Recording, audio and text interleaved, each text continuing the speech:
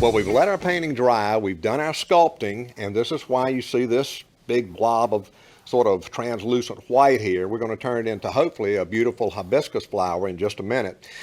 You see it's dried, but it's also, as I say, translucent. You're picking up some of the color underneath. Now, what I usually do is go over it with my titanium white, and I'm going to mix a couple of colors, but to start with, I'm going to kind of turn my canvas just a little bit, and I'm going to pick up my white, and I've still got a little bit of my basically almost a purple lavender blush that I've got right here. We've made that from our white and our Dazzling purple.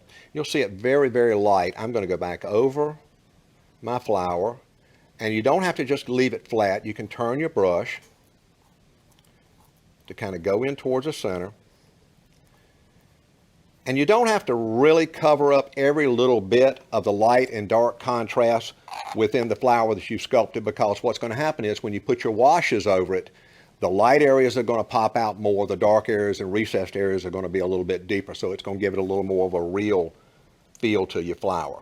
Pick up just some more of my white with just a hint of the blush of the lavender in it. I'm bringing it all down towards the center. Doesn't matter if you go over top of what you've done right in here where I've left it blank, because you're going to be covering that up with some of your deeper jewel tones and black. Turning my canvas, going right back over what I've done. And you're going to find in just a minute when I start showing you about the washes, you're going to see where all this texture really comes into play. You'll get some beautiful designs out of this texturing.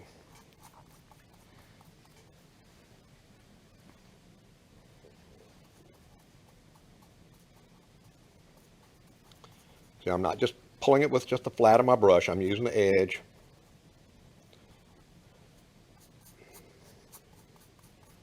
I'm pulling it all the way down till I get to basically right here, because this is where it switches over, and the leaves, petals of the flower that are behind it, since your sunlight is coming from right to left, and you're dealing with about a 2 o'clock sun, you're going to come in with a little bit of this being your lightest area of your flower right here at the 2 o'clock line.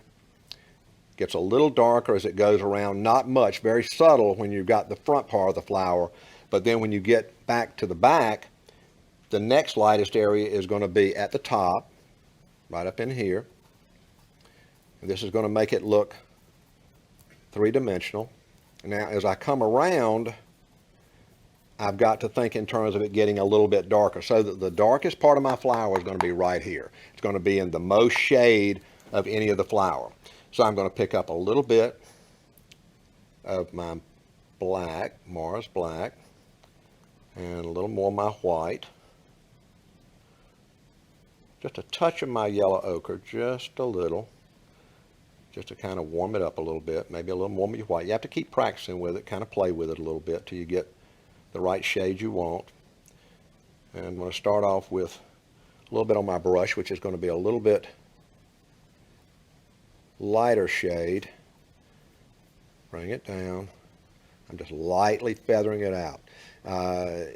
For you ladies out there that are watching this, it's almost like you're putting makeup on. You're very softly laying. I'm just letting the brush weight pull it down. As I go down a little bit, I'm picking up a little bit more of my black, mixing it up, keeping it warm, but a little bit more shadow, and lightly bring these together so that the deepest area is going to be right in here. And then this will give me a wonderful contrast right in here once I start doing it lighter.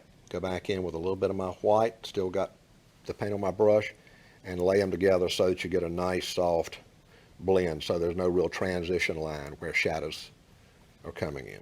See what I've done? That's all you have to do. Very, very simple. All right, this is going to give me the back side of my flower, probably on the very edge, just because this is going to have the sun hitting it. I'll come in here with just a little bit of around the tips and just give me a little bit of highlights. Just like this. Pull it down, feather it down. like that. You don't have to do it on all of them, just a little bit here and there. I think I'll touch a little bit of my pure white right on the edge, right here, just to kind of give me a little break right there. Okay.